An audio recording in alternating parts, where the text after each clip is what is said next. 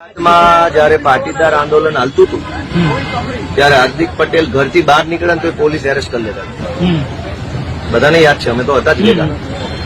એક ડગલું ભરે તો કેસ થઈ જતો હતો, જોરથી બોલે તો કેસ થઈ જતો હતો, ખાસે તો કેસ થઈ જતો હતો. જેવા સી.આર. પાટીલના હાથે શુદ્ધિકરણ પ્રક્રિયા કરીને ભાજપમાં જોડાયા તો આજે એના બંગલાની બહાર પોલીસની સિક્યોરિટી છે. એનો અર્થ એવો થયો કે ગુજરાતમાં બે કાયદા છે, એક ભાજપ માટેનો કાયદો ને એક આમ જનતા માટેનો કાયદો. ભાજપનો કાયદો એવો છે કે ભાજપમાં જોડાઓ, બળાત્કાર કરો, ડ્રગ્સ વેચો, દારૂ વેચો, જમીન પચાવો, કોઈ વાંધો નહીં, પાટીલ બચાવી લેશે, સંઘવી બચાવી લેશે.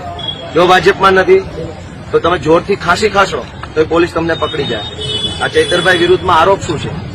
કાચનો ગ્લાસ ફેંક્યો એવો આરોપ છે. કાચનો ગ્લાસ ફેંક્યો એમાં 307 લગાઈ દીધી.